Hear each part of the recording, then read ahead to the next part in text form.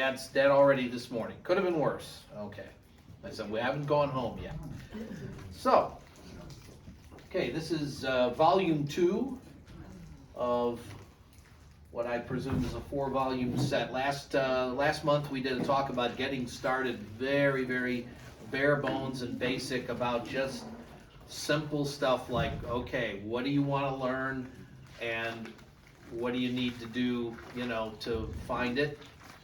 And today we're going to talk about the wonderful free resource that I really don't think anyone can do good genealogy, and especially good Italian genealogy, without it.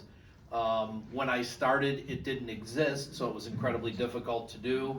And once it came in, things opened up. I'll explain a little bit more about that. And then next month is going to be the tough one. We're going to talk about civil records and how to find those in FamilySearch and how to work with those. And then the fourth one, we're going to have advanced topics, more stuff about civil records that can't be covered in one session. And if that doesn't scare you all by the end of the fourth one, then I haven't done my job. Okay. How many people here have actually gone on FamilySearch.org and tried to find anything for any reason? Okay. So, I'm going to explain some things about it so you know what it is, just to have it in your background. And then I'm going to talk more about what's available on it. We're going to cover a lot of stuff that some of you I know don't need Chicago records to find stuff where you're going in Italy. You may already know that in this group, but it will also help you that if you're looking for other information about relatives here, you'll be able to find a lot of stuff on FamilySearch, which I'll talk about. Okay, FamilySearch.org is 100% completely free for everybody. Why? What's in it for them? It's paid for by LDS Church, which is shorthand for Latter-day Saints, which is longhand for Mormons. Well, I know our Italians are probably 99% Catholic. Why would the Mormons do this? Well, they do it for themselves. One of their sacraments. Do we have any members of the LDS Church in this room? Okay, I'm not a member either. I'm like, they call me an honorary member because I spend way more time in their church building than at my own. Okay. But basically, the quick explanation is that we have our communion and confirmation and marriage and last rites, the standard sacraments of the Catholic Church for those that are Catholic now or were. One of the sacraments of the Mormons is that you get sealed to your relatives and ancestors as far back as you can trace. And that way, after death, you will meet these people after death. So that's their sacrament. So based on that sacrament, they've gone around the world for decades, microfilming all these records, billions upon billions of records from all over the world, and then they make them free and available to everyone. They finance it by the tithing of the members. 10% off the top of your paycheck goes to the church, and the church funds all of its various enterprises, including FamilySearch that way. So we have them to thank for this. They know that they're a relatively new church. The 1840s or whatever is when they started. So if you want to tie into your ancestors before there were Mormons, you're going to have to give records out to people from other churches and other areas of the world that didn't know about Mormonism. So without getting any further into that part of it, just be happy that this is 100% free. I'm not going to show you how to set up your accounts on FamilySearch. That's in the handout. But you will never be asked for a credit card number just in case, or for in-site purchases, or any of the things you may be used to seeing in other apps. It's just a straight free site. We'll talk about the family history centers coming up. So billions of records. Okay, so stuff that would be of interest to many of us, certainly to me, is that FamilySearch has vital records from Chicago and Cook County. If you've spent money to order them directly from Chicago and Cook County, that's fine and dandy. Part of what I'm going to teach you is how to find them for nothing. So you don't have to, it's not behind the back alley. It's just that the stuff's on FamilySearch and you should take advantage of it. And then you can find more relatives if they're from here or lived here. You know, I mean, I would never have gone and say, oh, I'm going to go to Cook County and I'm going to order every single cousin of my mother's and every single aunt and uncle of my mother's if they were charging 10, 15, 20 bucks a record. But if I can get them for free, why the heck not? You know, so we'll talk about that. And of course, one of the main things we're going to get out of FamilySearch is the civil records. Births, marriages, deaths. There are other records too.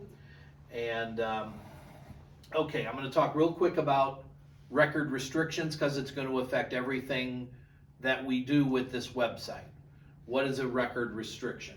Okay, so what you're going to find with your Italian records is that very frequently you're going to go online, you're going to go through the catalog. I'm going to show you how to do that. You're going to find a film or a folder number that says this is where my town's marriages are for 1884. That's what I need today. And then you're going to go to that thing and it's going to say, yep, it's here, but you can't see it. And you're going to be like, I think I said last month, it's a beautiful juicy steak in the window, but the butcher shop is closed. Okay, so what we have to understand is that they made these deals. The records for Italy, as I talked about last month, are grouped by the individual little town. They're not grouped by province necessarily or by region, but by the tiny town, so you have to know what that town is. And that's what the American records can help us do if you don't know that. Again, most people in here probably know their town already or even came from there. So you don't have to do that search. But the Cook County stuff is restricted.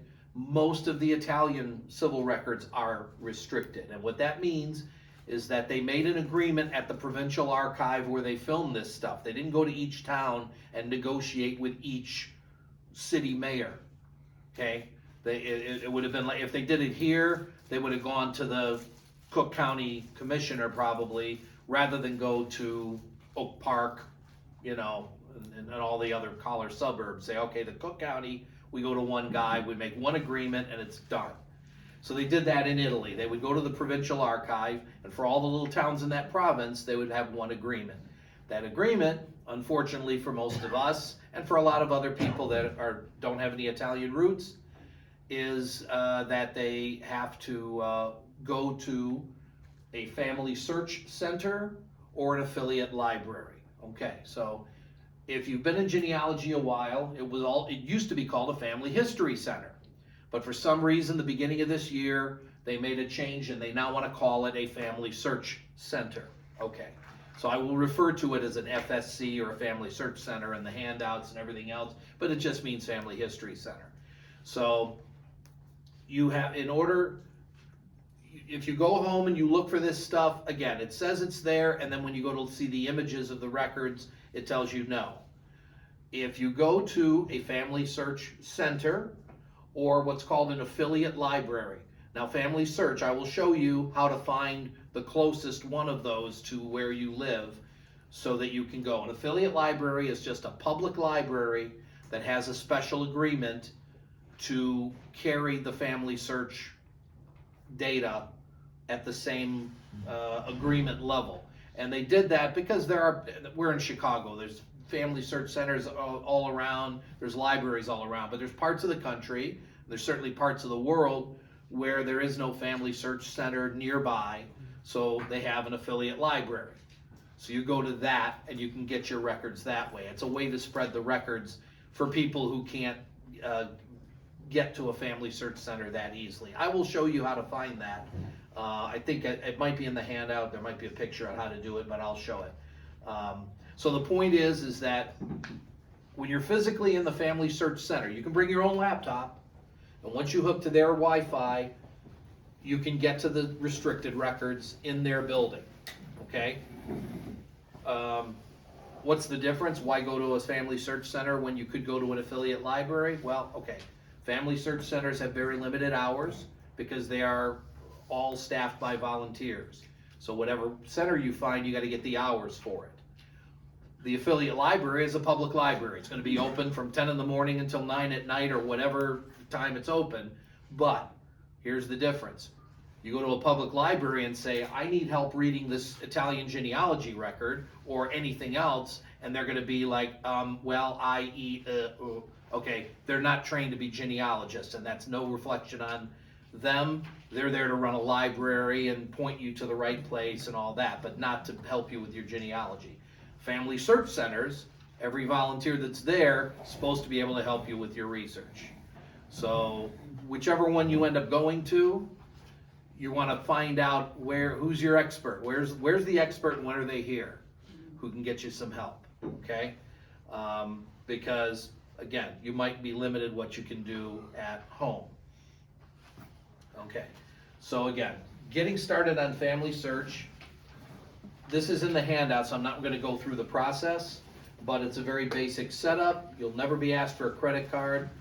By the way, okay, Family Search Centers are located at Mormon church buildings, not at their temples, but at their regular stake centers. So you're going to be going into their church. Do not ever be afraid that someone's going to come up to you and start pushing you to join their religion. That never, ever, 30 years, okay? I had one 19-year-old missionary sent from across the country working in our family history center, and I accidentally mentioned that I wasn't a church member, and she started proselytizing. I said, you're not allowed to proselytize at a family history center. I know the rules. You know, she was 19, she was young. Okay. That's literally the only time anybody ever said, well, you know the Word of God. Okay. That will not happen when you're at these centers. So don't be concerned, oh, I'm going to go in here, they're going to hook me in with the genealogy, and they're going to start. That will not happen. They know that as soon as they start getting a reputation for that, it's going to really hurt everything. They don't want to go there. Okay, so, excuse me. So, now, when you're looking for these records, and then somebody came over and had a chart printed out today already, if you don't know what you want to do, you have to figure out where you want to store your tree, the information that you're going to gather. And it sounds like, oh, well, I'll just draw boxes on a piece of paper and I'll put it on that. Sounds like a good idea till you start doing siblings of your grandparents, you know, anything that might, you know, you're going to have a piece of paper. I've seen them. I think I might have even started with a piece of paper. You draw it out, it's great, you start adding. I draw it in pens, and I got to scratch it off, you know, and then now I'm drawing other boxes from boxes and boxes, and it looks like Albert Einstein's chalkboard. It's just a bunch of gibberish, and it doesn't make any sense. And then you go, well, now I gotta get this in the computer because it's a mess. And once it's in the computer, you don't have to scratch anything off. So there are software programs out there. I know Family Tree Maker because I've been using it since version 2. I mean, it was in DOS. Anybody remember DOS on their computers in the 90s, 80s? Okay, that's how far back I go with Family Tree Maker. That doesn't make it the best program. It means that's what I've had, and I didn't want to lose anything by converting to any other software, so I'm still on Family Tree Maker to this day. And now Family Tree Maker has ways of directly syncing trees with Family Search and with Ancestry. I'll talk about that in a moment. There's a program called Legacy Family Tree, which is evidently more powerful than Family Tree Maker, but I know that several genealogy groups have a Legacy Family Tree subgroup because they need that much work to operate the software. Everybody comes in going, I'm trying to do this and I can't, I want to do this and it came out wrong. It's no reflection on Legacy, it's just very complicated. Okay, so it's one of the reasons. I don't want to spend my time playing games with the software. I want to get the data in the computer so that it is permanent and marked out. There are many other programs that do this too.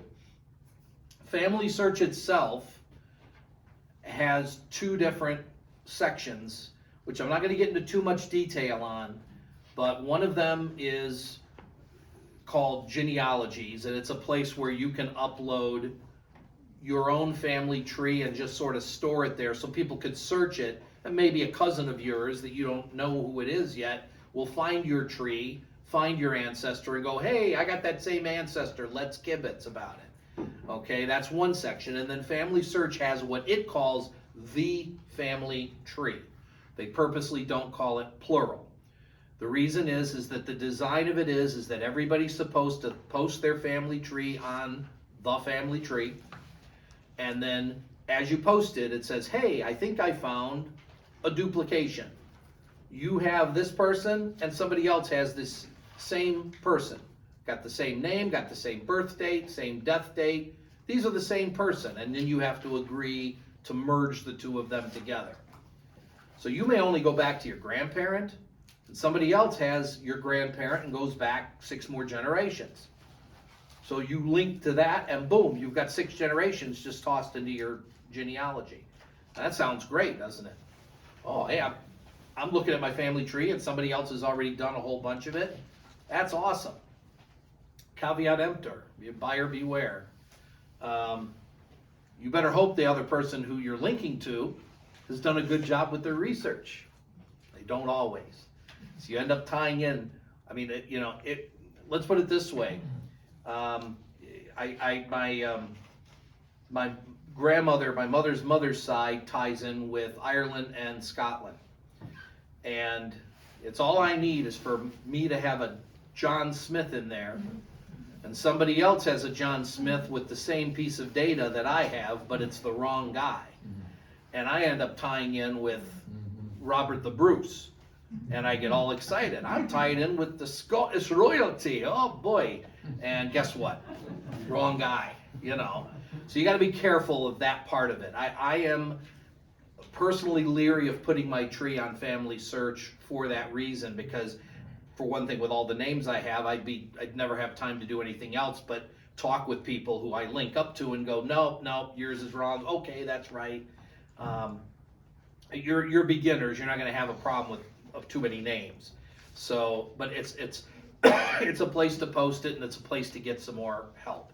And as I said a moment ago, if you use Family Tree Maker, I can presume that Legacy has a similar thing where it will sync your tree. So you'll be on your computer in Legacy or in Family Tree Maker entering things, and it will automatically put that piece of data in your tree on FamilySearch.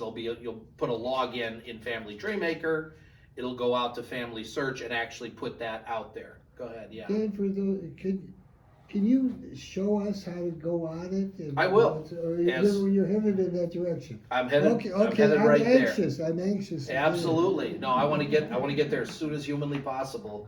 So, but just give it a 1,000-foot view. I hate that phrase because my boss says it, but there's no other phrase for it. And we'll be doing a lot of demoing. Ancestry.com also. You can post family trees there, and these other software programs can link. If you want to there's 2 ways you can do this, just in general, without going into all the detail of how.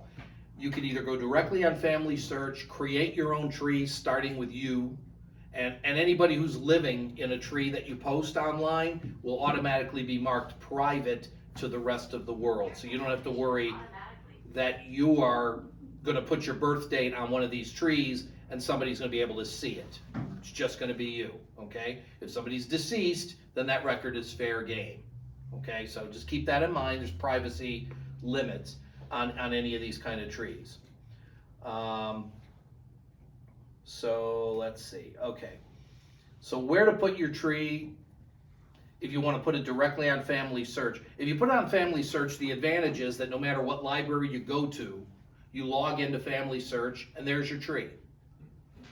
So you go to that library, you find some records, and you put them on your tree. And then when you go home and you log in, it's there. So you get portability and you get security.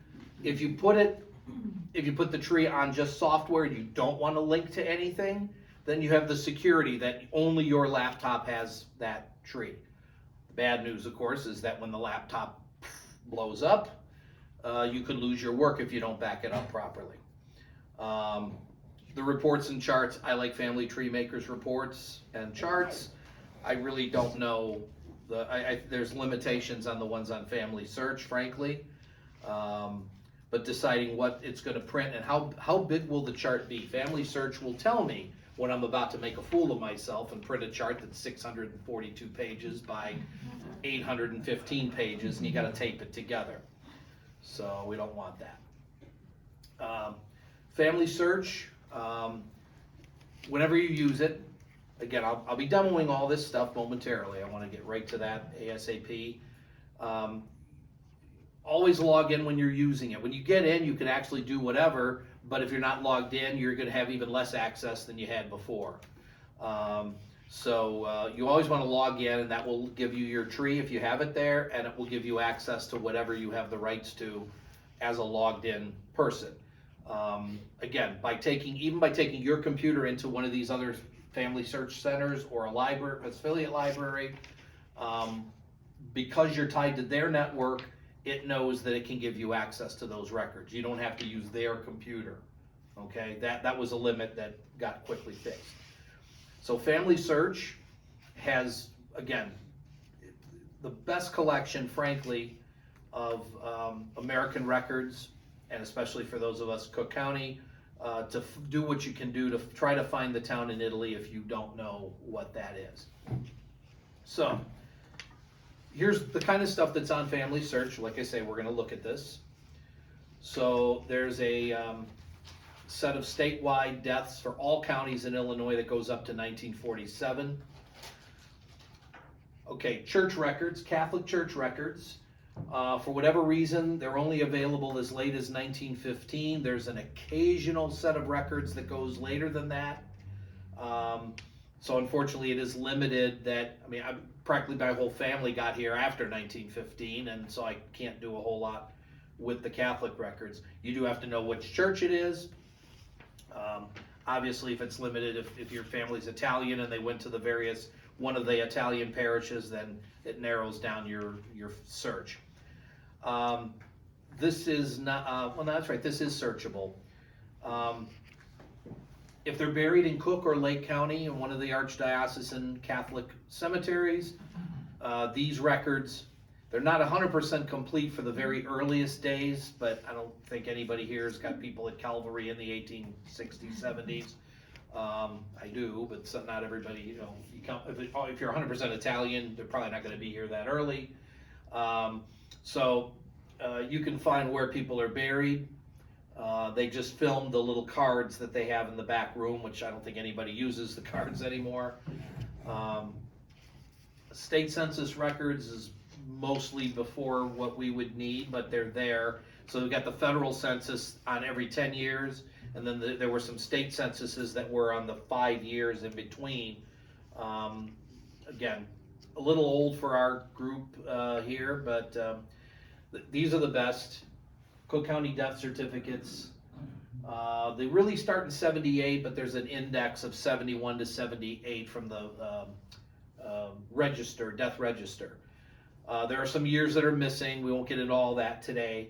But if you need a death certificate as late as 1998 for Cook County, if you're at a FamilySearch center or an affiliate library, you should be able to get a copy of that. And I've got a separate handout on how to find these certificates, and maybe we'll throw that open.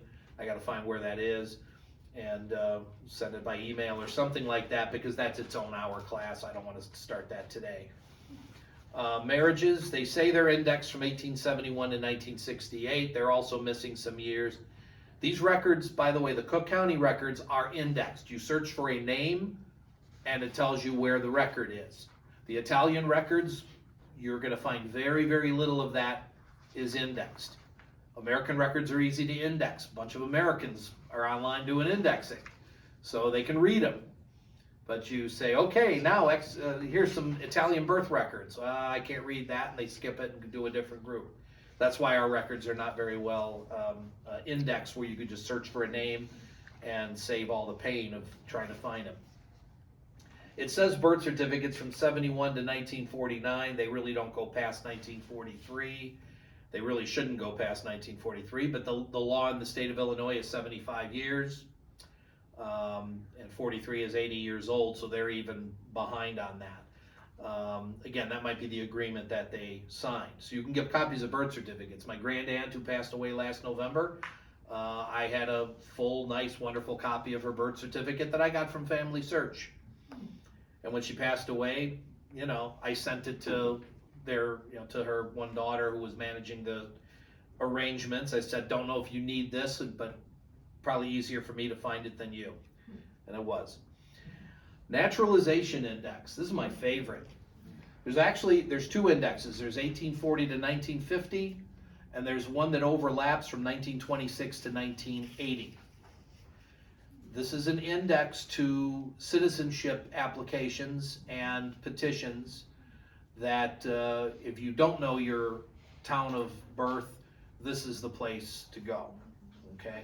If you know your town of birth, and again, most of you do, but this is a good set, and if you're just dying for a copy of your parents' naturalization or something like that, you can at least find it in the index. Not all of them are online anywhere. Again, that's a long topic. From the federal government, not from the state or the county, you've got the census records that now go up to 1950. Why do we need those? Census records don't give us birthplaces by town. They don't. It'll say Illinois, Italy, Pennsylvania, whatever. But they will at least tell you if you've got a family with 11 kids and you're not sure which ones were born there and which ones were born here, that will usually get resolved by a census record. And they go up to 1950. Those were released this past year. The naturalizations, if you find them in that index I was just talking about, I will demonstrate and show you that it tells you the court where they got naturalized. They got naturalized in U.S. District Court. We'll be able to find those on FamilySearch directly. If they're naturalized at a county court, those are not always, those are not on FamilySearch. You have to probably go to Northeastern Illinois, the Williams Library. They've got them on microfilm there. I think that's the closest place. Passenger lists, okay, these are also helpful for finding the town, but it's hard to know that the person coming over is the right person. So you might have the right name, might have the right age, no guarantee it's yours. Okay, so you might end up with a town and it's the wrong place, and then nothing makes sense. Buddy of mine who's also like a 7th, 8th cousin, we were more buddies than cousins as far as that goes, but he said he found his dad's passenger list. And I had already looked, so I said, I don't think you did. He's like, how do you know what I found? I didn't even show you yet. What kind of weirdo, what voodoo are you doing here? I said, well, I said, yeah, you found a Mike Dizzoni, didn't you? He says, yeah, of course, it's my dad. I said, right. Coming into New York and heading directly for Chicago, right? Right. He's the right age, right? Right. Who did he leave in Italy? It's on the passenger list, the person he left in Italy. And it said his father, Antonio. I said, is your dad's father's name Antonio? No. I said, well, you might have found a cousin, but you didn't find your dad. So you got to be careful. You have to use what little information they give you on those passenger lists. There's some border crossing records for those that immigrated to Canada first and then America. Not a lot of Italians immigrated to Mexico and into America, but if they did, it's available. There was an old book series. When I first started genealogy, this was literally all we had. There was no Ellis Island website. There was no FamilySearch. There was this set of books called Italians to America, which only covered 1855 to 1900, which didn't help me anyway. But if your family came in very early, it's a helpful thing. I don't know if that book series is indexed or if you still have to find it in book form. I was surprised to find passport applications, and these are kind of incomplete. They're cool when they got a picture in there. But these were American Italians filing to go back to visit and come back. But you can occasionally find some information in those. It's at least neat to see them. Okay, this, I think I talked about this a little last month. Social Security Index. Not everybody's in it who died between 1962 and 2014. They stopped updating it because people were stealing identities from the data that was in that index. But if you know Uncle Elmer died June 10th, 1989, and you find Elmer Russo in the Social Security Index, you might get a birth date for him. Birth date may or may not, you know, but it's there, and it's a place to get information if you've got nothing else to go by. It will not give you a town, but you'll at least get a date. And then draft registrations, World War I and World War II, both of them, it depended on which draft. World War I, there were 3 different sets of drafts based on the ages of the people they were trying to get, and only one of those 3, and it's the smallest of the 3, actually has the towns of birth in them, which of course is what we need. But it's, again, it's a roll of the dice. You know, again, FamilySearch is 100% free. You could search 200 different searches or one search, still free. So you know what, if you ain't sure, try again. You know, it's not like a roulette wheel where you got to pay again every time you spin, okay? Okay, so why can't I just go to FamilySearch, type in the name of my grandfather, and find my family tree? Well, because it's just not that easy. Otherwise, you don't need me up here. You just go find it. So a lot of what I'm going to show you on the site is to say that you can type in a name and hit search. And if you're searching for Vito Russo or Giovanni Esposito, you're going to get thousands and thousands and thousands of results scattered all over the place, and you won't know where you're at, especially if you're starting out. You get too many results. And on top of that, as I pointed out earlier, for the Italian records, very few of them are in the index, actual Italian civil records. Church records, hardly at all, okay? They exist, but they're hardly filmed and they're hardly indexed at all. So don't just think you're gonna go in, type in a name and find things. You have to actually go, you know, you're gonna do the computer version of flipping through somebody's file and digging out the file with the 1881 births and go get it, okay? That's why this is so much fun. Yeah, Italian records are not well indexed. Many of the federal records, like the census records, Illinois, the Illinois Death Index, all that stuff, those are indexed. So the good news is that for that stuff, you can find it. I'm going to teach you how to limit what you're finding so you don't get 10,000 results. That's annoying. So again, search strategy, and I harped on this last month, but it bears repeating. When you're just starting out with genealogy, I've seen people who say, well, okay, I know my town, I know my family name is Russo, I'm going to find all the Russos in my town. Bad search strategy, bad way to get started. We talked last month that everybody's got 7 pieces of, well, not everybody, there's 7 basic pieces of information: the name, birth date, birthplace, marriage date, marriage place, and there could be more than one of those, of course, marriages, and death date, death place. There may be none of those for the person we're looking for, but those are the 7 pieces of information for the tree. And so figure out what piece of information you need. Okay, it's like, all right, I don't have the marriage date for my grandparents. That's the thing I'm going to look for. Just focus like a laser beam on what you want to find and then go find that thing, okay? So the search screen, like I say, when I get to a couple slides from now, I get to show you how these work, because the search screen's got a lot on it, and that's why the handout is as thick as it is, because there's a lot of possible ways to limit the search results, and you got to have control over that process. If you let the computer control it, I mean, the computer's not going to change the search results at random, but you need to know what you did, and you need to know where the reset button is on that screen so you can start from scratch if it gets out of hand. It does. It gets out of hand for me. So, and I know which buttons to push on it. So the other part of it is that when I'm searching for something, the records are all spelled correctly, right? No, absolutely not. The Chicago records in particular, and again, last month I made a point of not being generalizing, but in most cases, sometimes it applies. Our Italian relatives went to City Hall to file records, and their reading and writing skills might have been limited, and their speaking skills in English might have been limited, and the person who's behind the counter is just trying to figure it out, and they write it down in whatever way it sounds to them, which wasn't necessarily the way it sounds to us. And as a result of that, you get some terrible misspellings of names. Some of you are going to find out that you have a relative who was born right here in the States to immigrant Italian parents.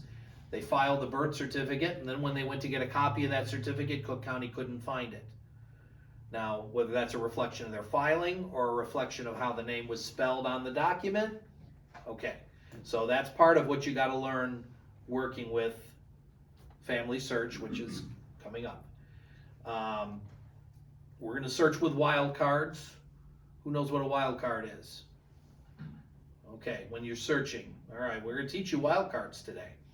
I did a talk to a library group, and 3 out of the 15 people that showed up said, quit harping about the wildcards. We know what those are. Okay, sorry, I was taking care of the other 12 who didn't know, but all right, good. Wildcards are when you're searching, you don't just type in Vito Russo and hit enter. What if they read it like, okay, oh, it's handwritten, and then they put a little loop. So somebody could have read that as a Russa. They should know better, but they didn't. Okay, so Russa. So you're searching for Russo and it doesn't find it because they transcribed it and indexed it as Russa. So you want to sometimes put in a question mark for one of the letters. That's one of the wildcards. So R-U-S-S question mark. I'll show you how this works. So if I'm searching for Ferrara, I put in a question mark. Replaces one character as you're searching. This applies, by the way, to most websites for genealogy, not just FamilySearch. So if you're in Ancestry or someplace else, you can play this game too. But you see, Ferrara with a question mark will find F-E-R-R-A-R-A, which is the spelling I want. It'll also find Ferrara, if somebody said it that way to the clerk, Ferrara. But it won't find Fiorara because that's 2 letters. Question mark will only search for 1 letter at a time. So you could put F question mark, Ferrara, and it won't find Ferrara or Ferrara, but it will find Fiorara. I know this is, but just understand that that's a 1 character replacement. So you can replace any number of characters. You see this menagerie here? So I've got a family called Purpura, and every time I search for them, I have to put P question mark RP question mark R question mark because it's Purpura, Purpura, Purpura, Purpura, Purpuro. You get the point. I'm not making that stuff up. It's that you're going to run into that.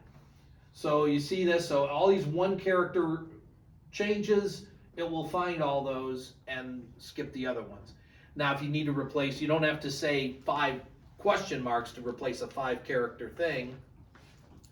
You put in an asterisk for that and say, okay, so F asterisk A will get you anything starts with an F, end with an A. Okay? So now you got Ferrar star asterisk. We'll find Ferrara, Ferraro, Ferrarino, Ferraropolis. In case they're half Greek. So that's how those work. So you can put more than 1 asterisk in a search, but you're going to get a mess by that point. So I would recommend using only 1. But any combination of question marks or asterisks, you're gonna wanna do it this way. You're gonna say, if you wanna try searching for the name with the flat spelling, you can certainly do that, but you're gonna get stuff that isn't yours.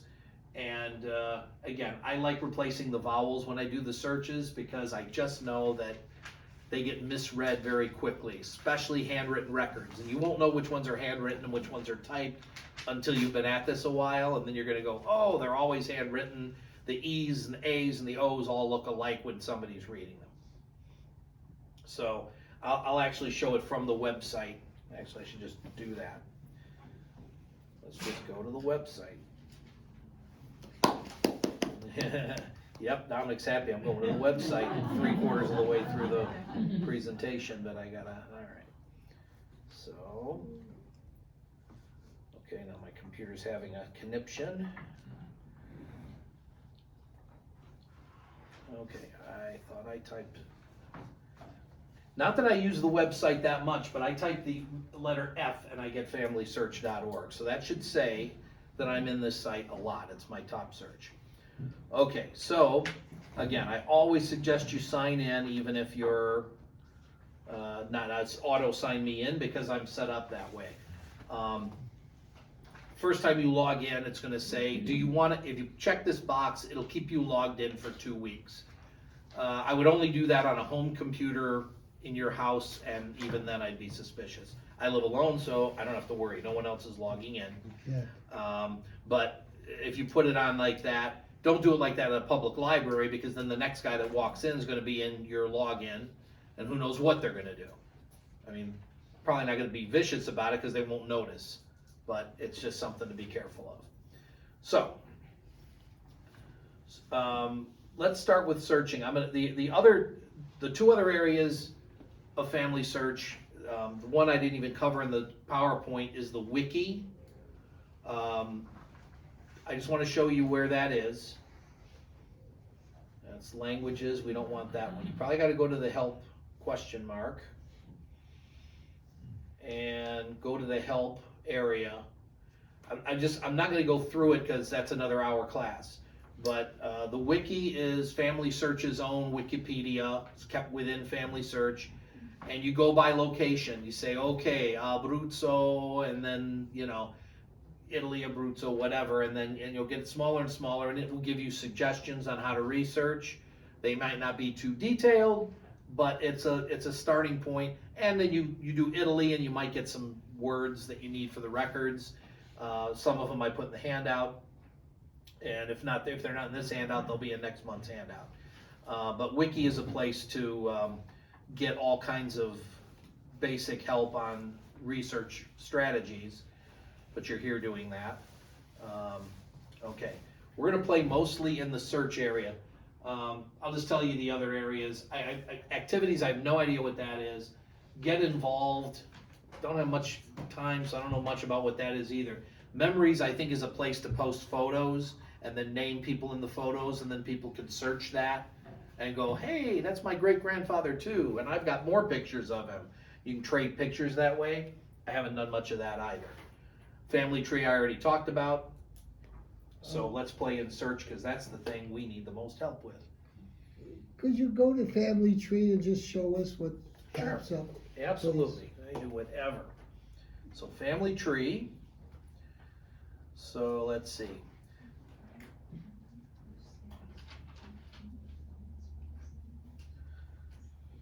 Okay, so you're seeing my private data. That's kind of the Oh.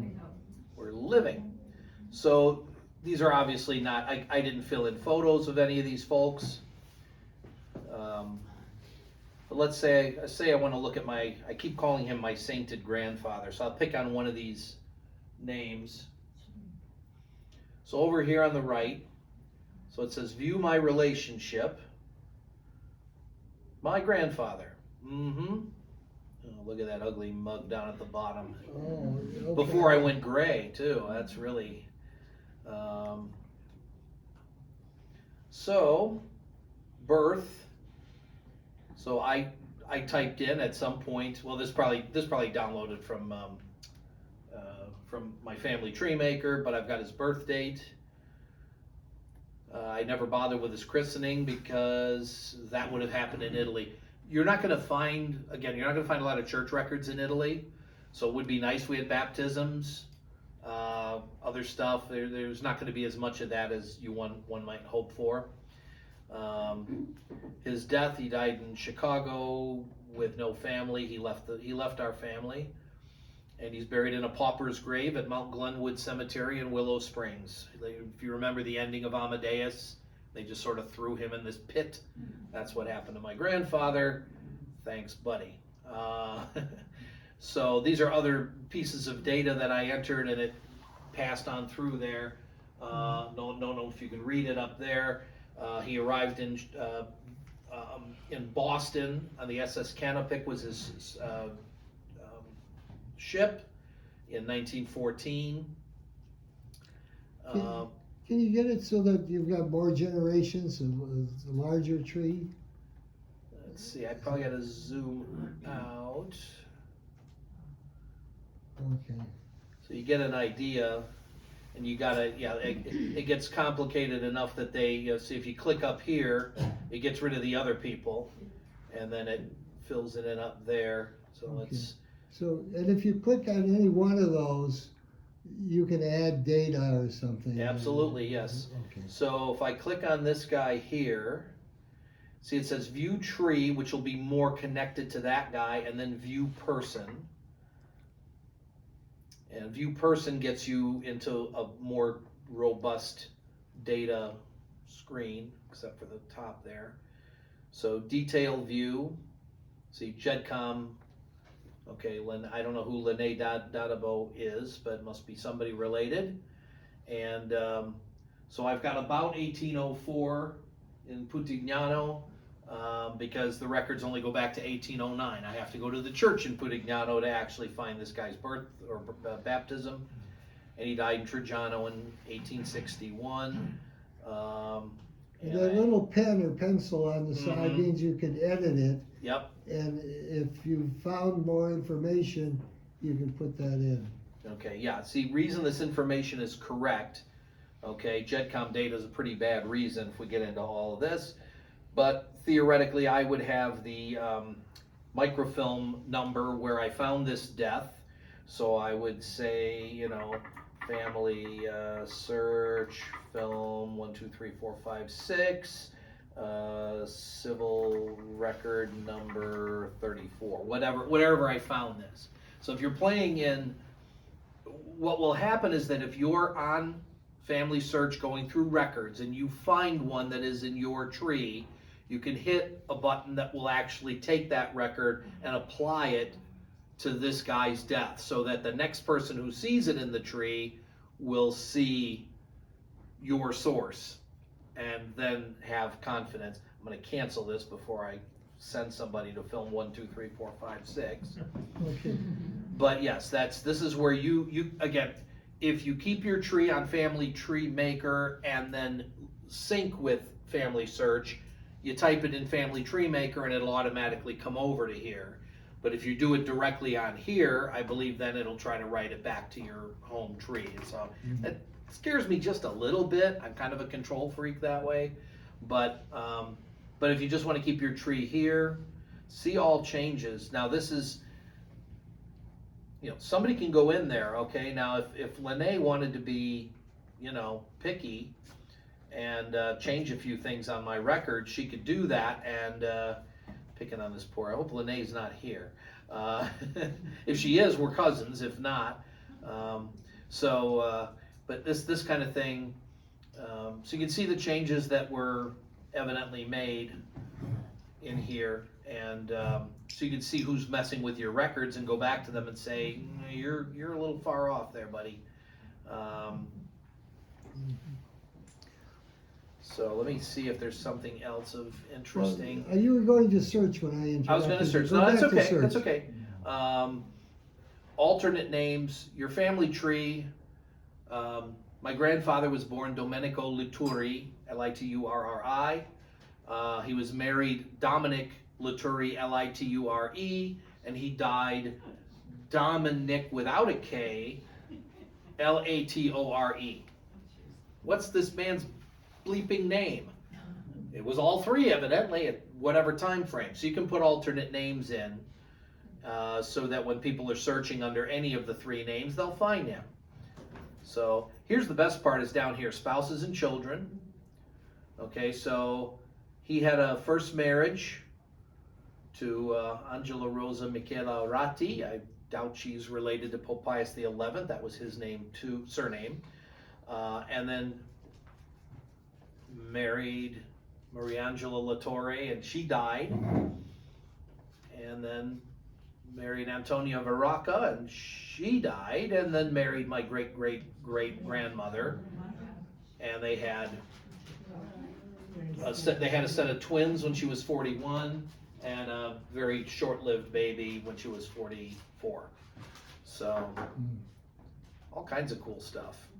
And that's that's a small group. And now over here is his siblings, which I don't even have all the deaths for yet. So there's a lot.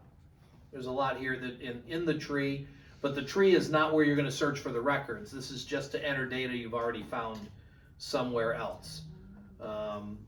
If you're searching in the if you're in the search area and you find a record, you can apply it to the tree. Okay, we got two windows here. All right. So now we go back to search, go about another 10, and then we'll take a potty break here.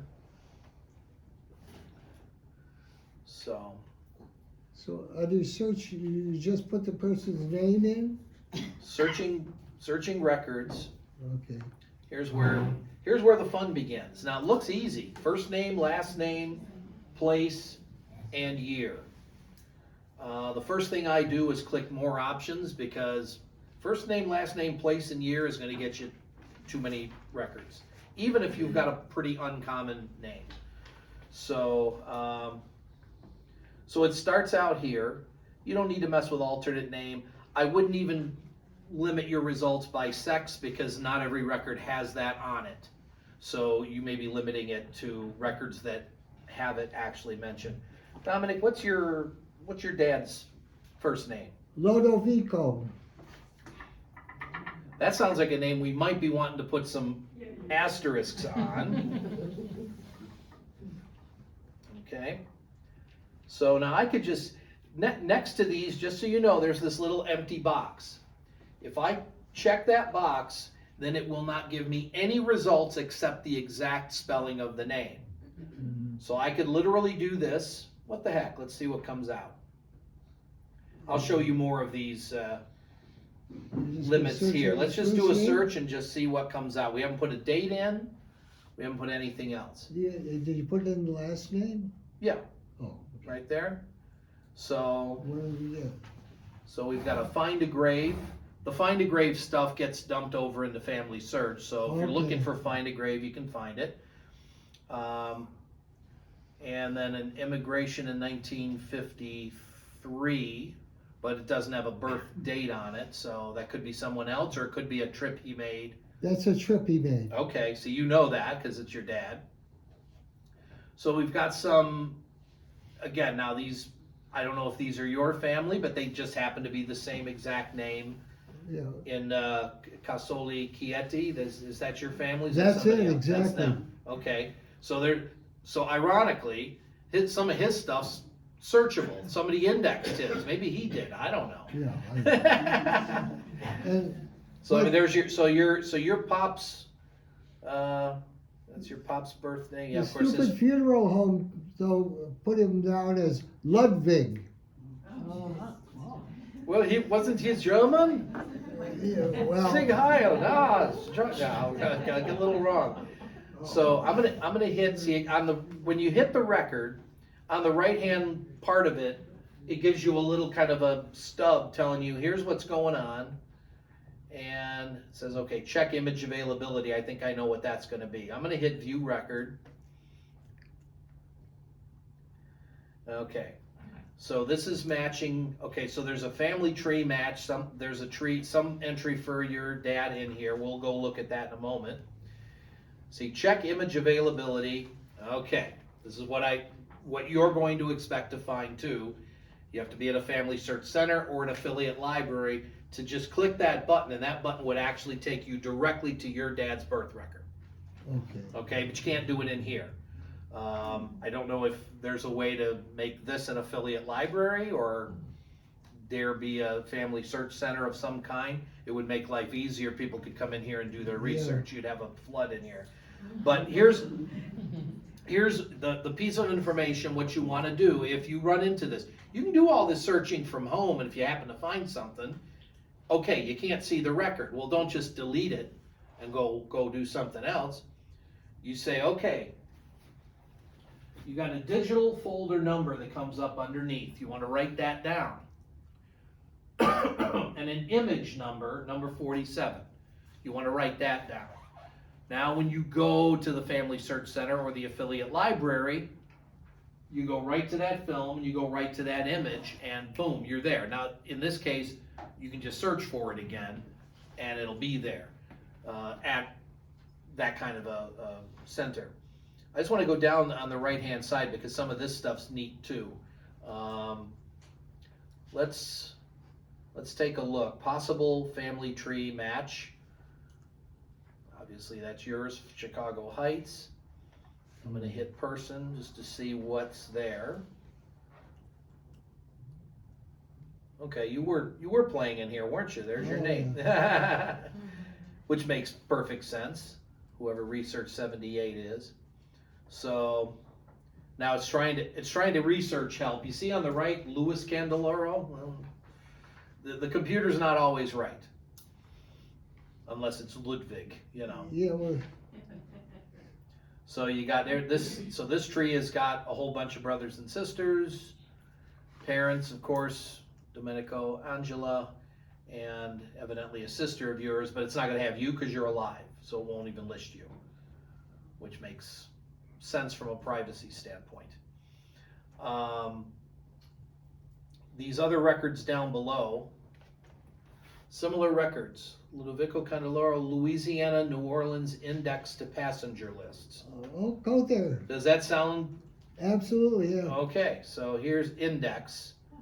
So that one has a record. Good, I get to show you how this screen works because you guys need this screen. This is the image screen. So anything you find, if you actually find an index available or if you're at the Family Search Center, I'll zoom it in. Let's first look at this so we can, ooh. Ah, Okay. 27, single laborer, last permanent residence, Santiago, Cuba. Ever in U.S.? No. Passage paid by stowaway. Ooh. Sure we want to keep looking for your family? No, this is that other Ludovico Candeloro. this must be Ludwig. Ludwig. This is Ludwig. Yours is Ludovico. So. Yeah, there's all the information. New Orleans, and that's the name of the ship there. Mm-hmm. Excluded 8/19/25. So, see, I have not seen this kind of a record because I don't have anybody who came through New Orleans. So, but that's Yeah, and I also was able to get a picture of the exact form that was filled out at the time. oh, okay. Well, this is just finding somebody that happened to be an exact match and everything else, and it's saying, oh, check this out too. Mm-hmm. Okay, and again, your dad's name is just unique enough that you didn't get 20,000 Vito Russos. And you know, my father's a Northern Italian, so I am really superior to any Southern Italians. Actually, he's from Abruzzo, which is in the middle. But that would be, yeah, well, that would be northern, you know.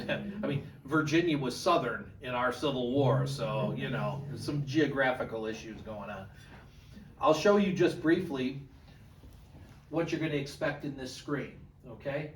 Over here, whoops, over here, not the browser, but you've got zooming in.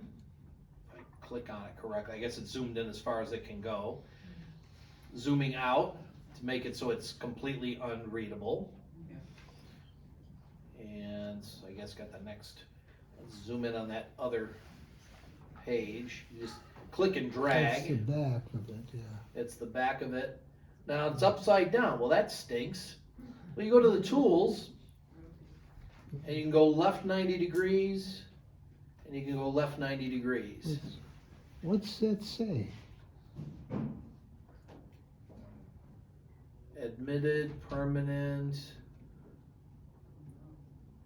something in 1937.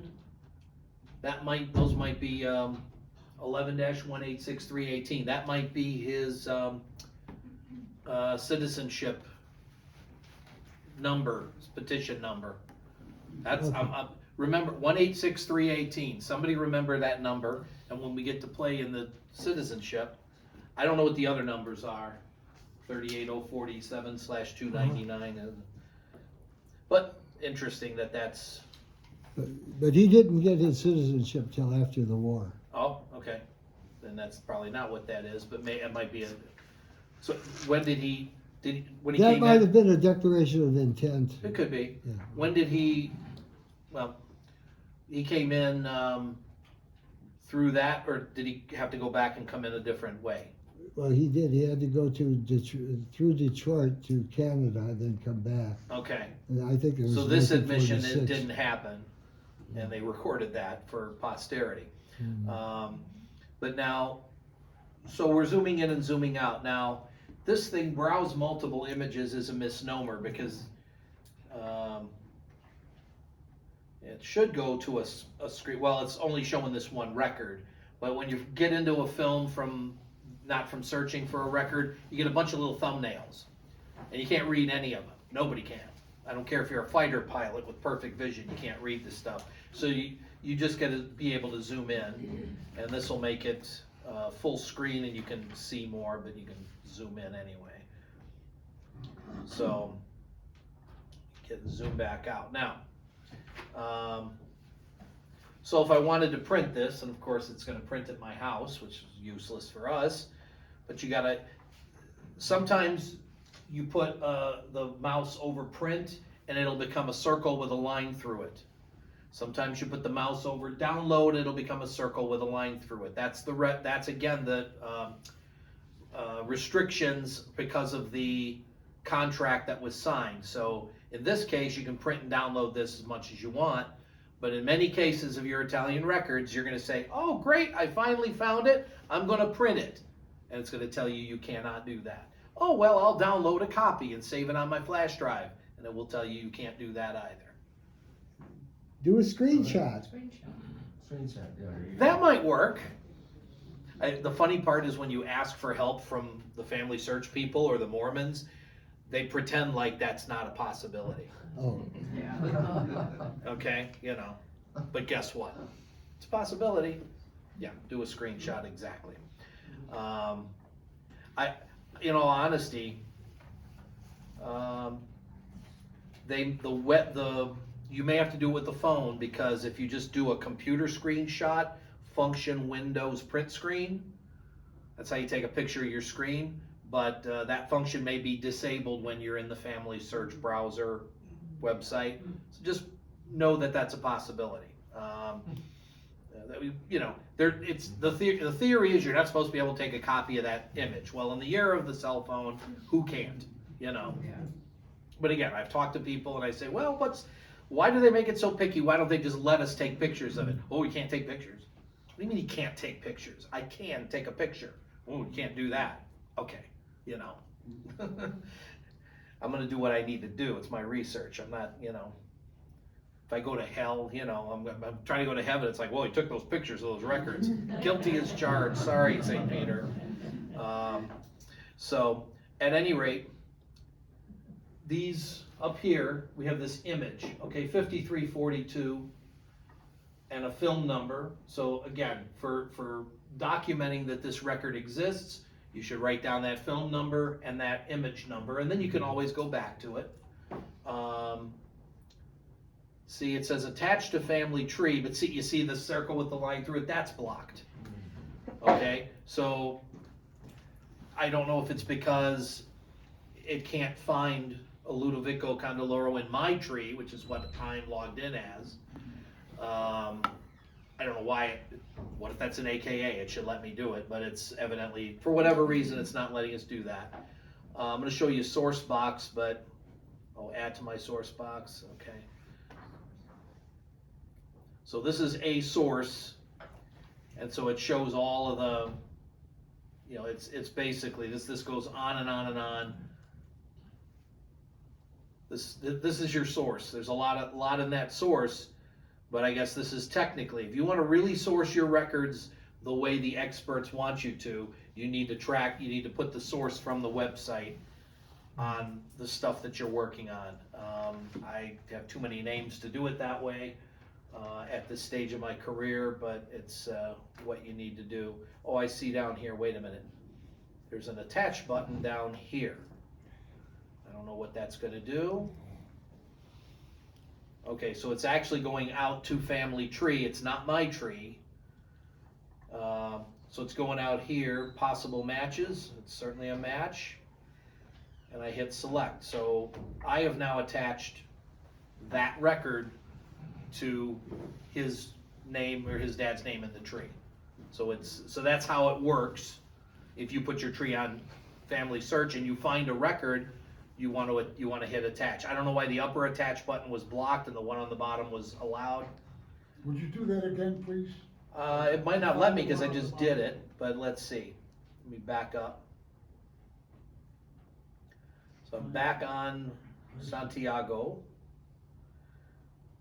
Still trying to retrieve it.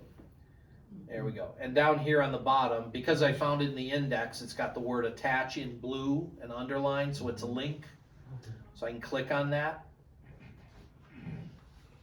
Now again, it's probably going to say, you did that already, which I wouldn't blame it. But, okay, so I can click select. I guess it'll either do it again or repeat itself. So I hit select, and now, because I could have scrolled through other names to try to find somebody else, but since this is the right name, you know, I'm going to guess that it's the only record of your dad with the full set of dates on it. So this record, of course, doesn't mention his death because he's a passenger, so he's still alive, but that's the year he's born on that record, immigration, 1925. There's a little, I'm going to hit add. Isn't that neat? So that literally puts it in the person record for Ludovico. This is a full class teaching the family tree, just so you know. There's a lot going on here. We got to be able to find some more records. I'm going to try to go back to the other screen here because I want to show you this, because this is the key. No matter what you find, if you find anything, or if you just go in from the catalog, that I'll show you after break. So you got a right arrow and a left arrow, which just goes to the next image. Okay, Maria from somewhere else. This is the New Orleans Yeah, it's still in New Orleans. index cards. Nationality is Sambuca. I drink some Sambuca, but it's never been my nationality. Where's my Groucho Marx cigar here? But anyway, right arrow takes you to the next record over. Okay, there's still another record for this Maria. She's in New Orleans. These are Candelaros, and I never. They might be relatives. Well, where's He might have been traveling with her. is Sambuca another town near? No, Sambuca's in Sicily. Yeah, that sort of embarked at Palermo. Yeah, okay, so that's. But these are not necessarily the same dates either. This one arrived in 1900. Oh. Yeah, these are all over. It's not on the same ship. So this is just a film strip. Or Yeah, exactly. Film that they did. Yeah, Vita. Oh, There's a bunch. the Yeah, so red- there's a whole record family cards, from yeah. Sambuca and his dad that just happened to come through that port. But so as you go through, now you're just going forward. Now it seems like these records are sorted. So if you're not looking for Candeloro, let's say you're looking for, Candolara, then you got to keep going and keep reading right by right. Candia. Okay, so you keep going, and then you can go back You see the image numbers getting smaller now. Now, the only thing is that, when we get, like I say, it's going to be more next month that I'm going to teach you to say, well, geez, I don't want Candeloro, I want Buccieri. Well, I want to go way left, so I'm going to go, all right, let's skip to 5,000. Oh, okay. And I'm still at Campo, so I go to 4,500. Okay, So this Camarera. is the alphabetical list of people who came through New Orleans. Who came through New Orleans. And these are index cards that summarize the data Right. on the This actual one record, one film is almost 8,000 records. Most of your films won't be that big. I just want to see how far it goes. It goes only to Carteni. Okay? So if you're in there looking for anybody starts with anything higher than Carteni, you're not going to find it. So you go back to the beginning of the film and you're on Charles Brown from Auckland, New Zealand.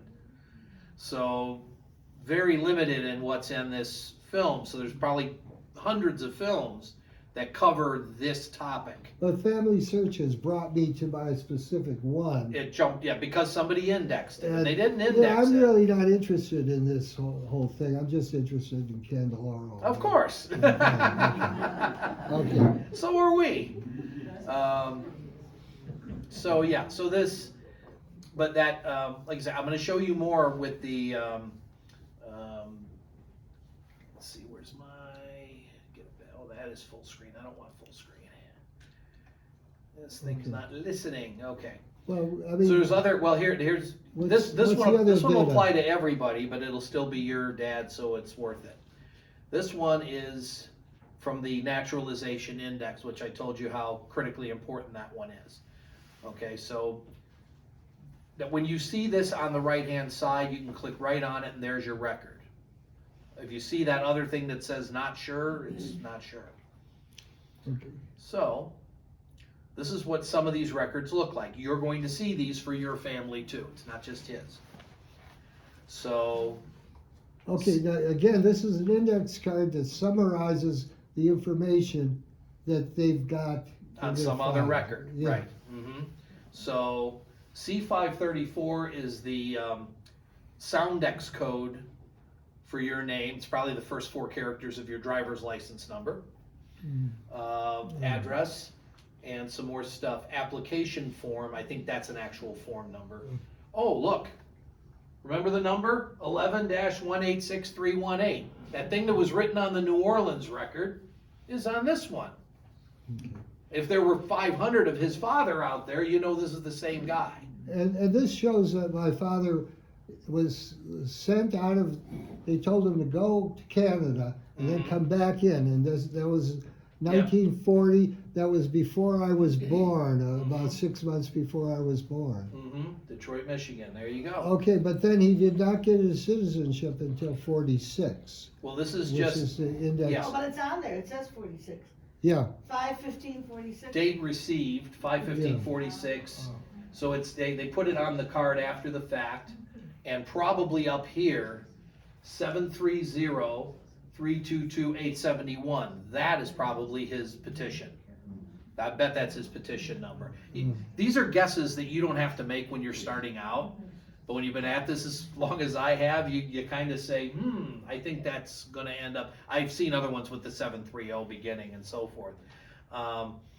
Not all the cards look like this. His happens to because of the other, direction coming in. You see up at the top, naturalization index 1840 to 1950, C521 Albert to C562 Zofia. Those are Soundex codes because they knew that if they spelled, that was their way of doing asterisks before there was a computer. Okay?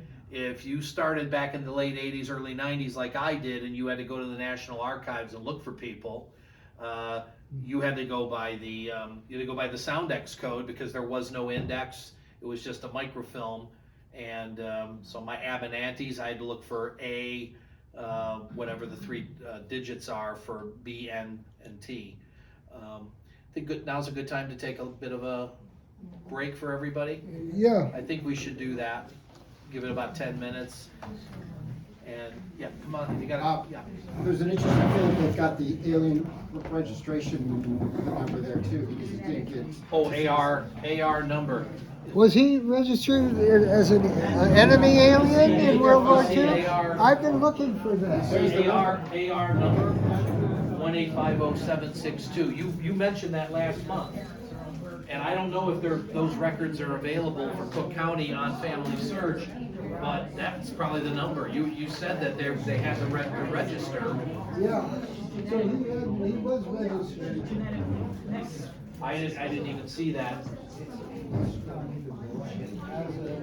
You might want to scribble the number That was down. before the war actually started, so. Well, but if they type this up, I don't know when they typed these. They might have gone through the papers and made this card index. So maybe they typed it after 46, which would at least the record would be there that he was. Well, that's good to know. Yeah. I've been looking for that. How you doing? Hi, Donna. I'm the guy who's doing pizzerias. Oh, okay, thanks. For researching? No, I just don't have any minutes. And this is Sicilian. So I'm already back to the, probably, Okay. I'm looking, I'm struggling with the records. I'm struggling with Well- reading them. Well, step one, come here next month, because that's when I'm really gonna hit that stuff hard. And I want to show some of it today, just finding something, but of course, most of the records we won't be able to see in here. Right. That's a class almost needs to be taught Right. at an affiliate library. And But actually, I have things that I consistently, but they're there. what town? Monreale, which is outside of Palermo. Okay, I've heard of it. Sheffield. Yeah, I've heard both of those. Yeah, and then Las Vegas. Those are the okay. So the records are out The there. records are there, although I think Monreale has fire. Just out of curiosity, search. Yep. Catalog.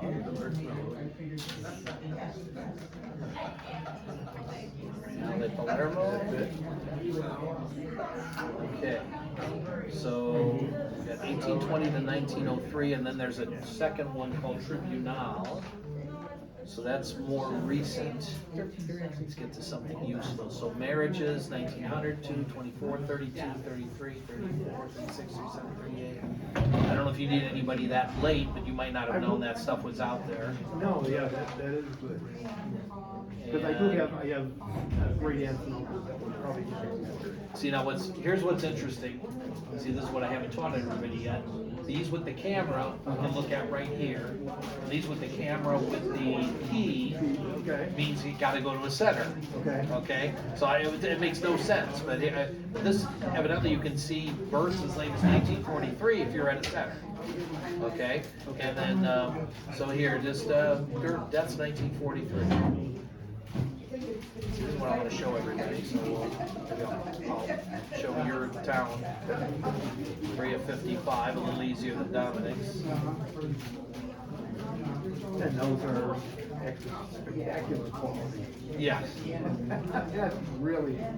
That's something I need to tell, nobody here knew what a family history center really was, or FamilySearch. It's like, well, if you went and got copies on an old microfilm reader, Yes. go back and get them again on here. Yeah. Mine are so terrible. We And have a woman do something called Jen Tracer. Some of the copies, like, you can't even read the stuff that they were. yeah, right. Yeah, the scan stuff is so much. So the fun part is, this is January of 43, so it's Nil Novecento 43, okay? And then it's got XXI. And if you don't know that Mussolini made him put that on every record, it's the 21st year of the wonderful fascist regime of his. So you get that, so probably, let's go to the end, because by the end of 43, he was gone. He was dead, but he was gone. Let's see if it's still written on there. So there's the index, which not everybody gets. That's what I get to show next month. It's got more index than there's records. Only 55 records for the whole town. Yeah. For 1943, but they were off at war, sure. Couldn't find this. I'm gonna take my short break too. But well, good grief, where are there any records or what? Nobody left in this town by the time. I just want to see December, and I want to see if it cares year of the fascist regime. I can't get that far back. Wow, that's just. So is there anybody here who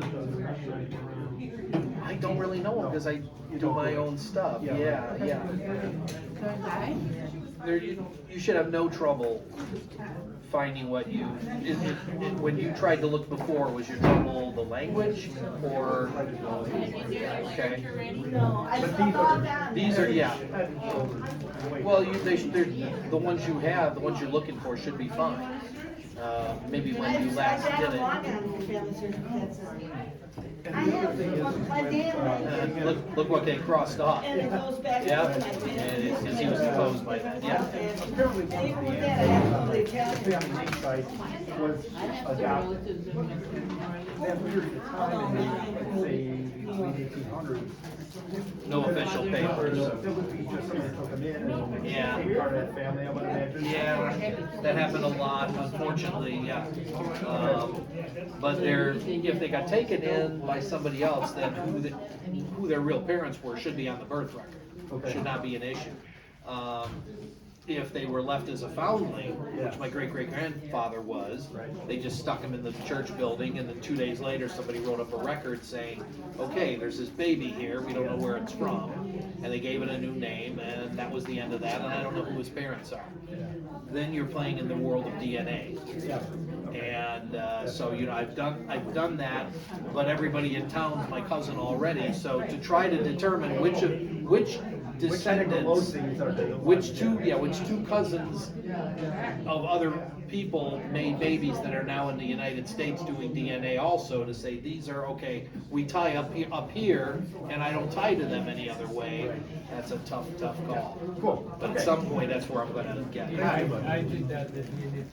So one question. I noticed when I type the country, when I ask for the country, it shows people from other countries. Is there any way that I can limit the, Where are you typing the country? well, for example, if I put Italy, Yeah. it might show people that are in the US.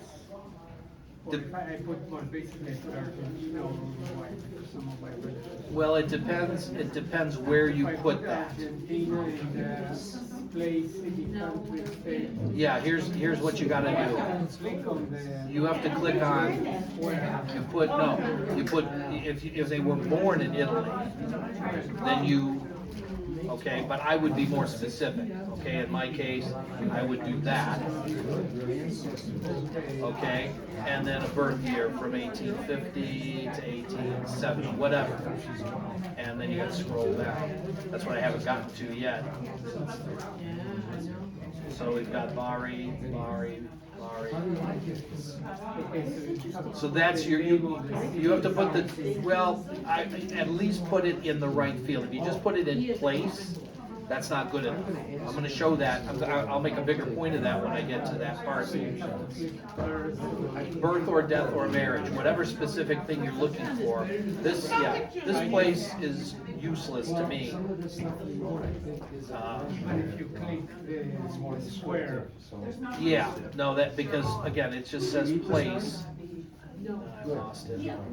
I may move this to the table so I can type better, because this is difficult to do from up here.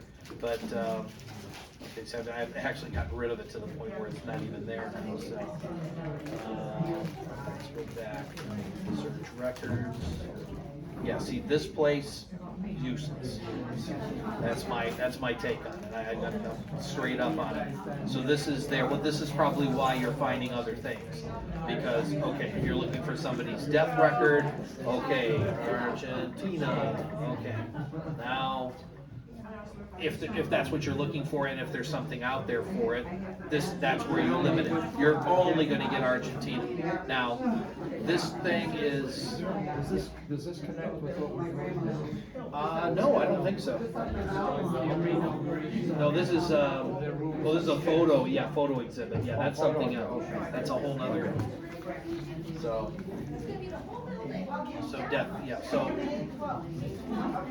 I don't know why anything would misspell a place name.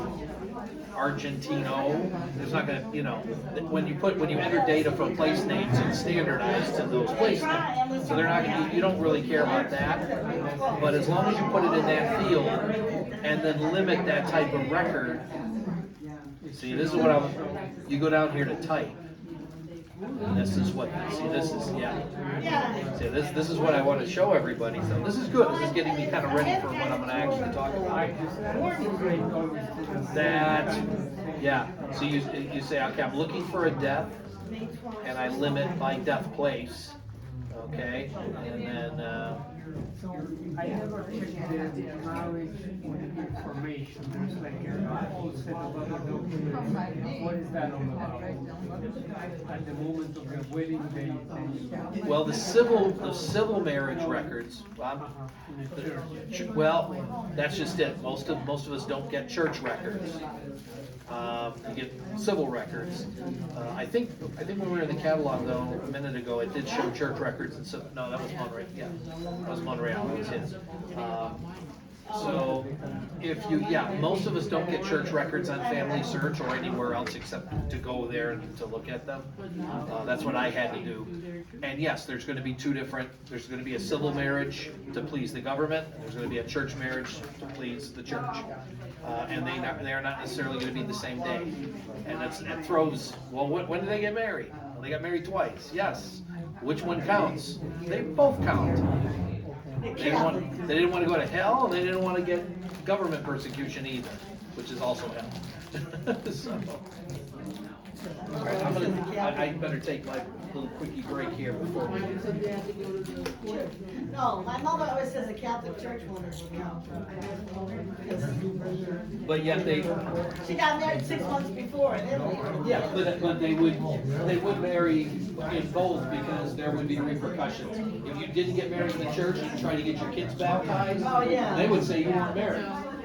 You're living in sin, your kids are illegitimate, it counted, it really counted. Well, I've That's been why she doing said it the for Catholic years, and counts. I'm Yeah, walking through but But as far as she was. I'm not sure what the government repercussions were, but they were probably enough, because everybody's married in the. Oh, yeah. That's the second we used to trouble that. And you give them a gift on both of them. My mother said, my mother was on Catholic church. My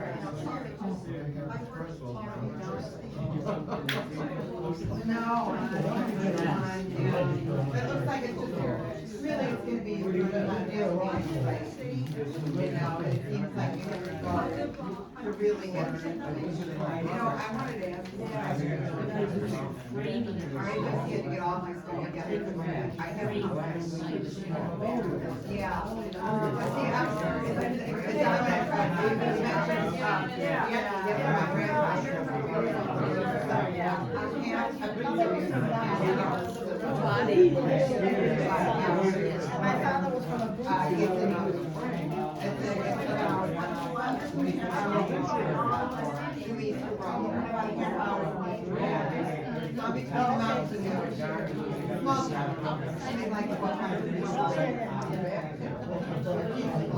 My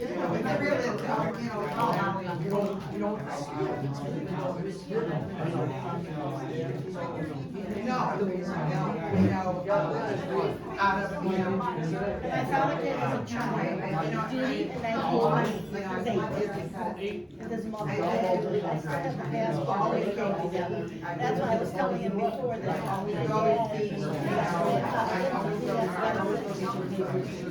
That night he came in, and my father was a citizen, and my mother did.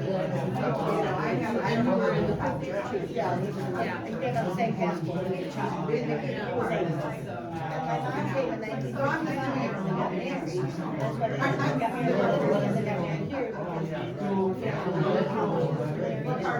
And he was a citizen and he had to come here and get her. So they got married in February, and then they got married in August here at Big Church. And that's why I would say, we always used to joke and say, Mom and Dad have 2 anniversaries, but my mom always said, the church one count. Because, she was really Catholic. And, so, then she became a citizen late, she got her papers. She became a citizen in the late 60s, early 70s. I guess it's snowing now. It looks like it's snowing.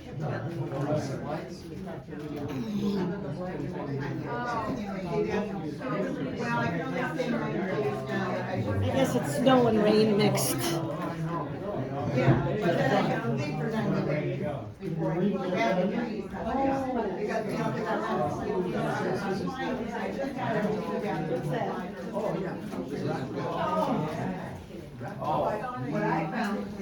Timed out.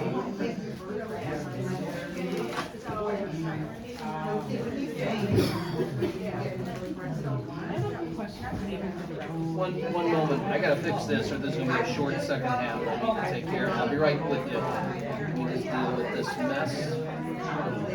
Because the computer won't listen. Yeah, let's see one, please.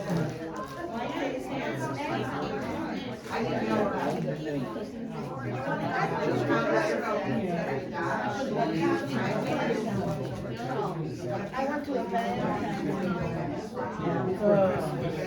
I gotta start coming through more stuff now that I know how to get here. No, I don't remember.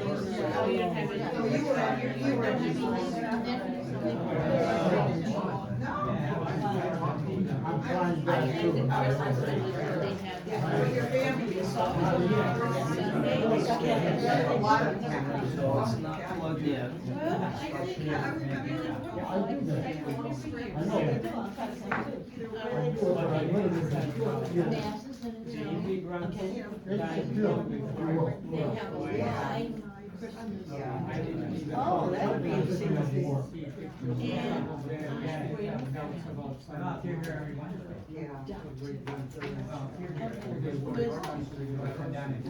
Oh, you're not feeling? I am. Oh, you said it was Italian. We're having some technical that we gotta deal with here. Why it's not listening. It timed out, and now it won't let me connect again. So,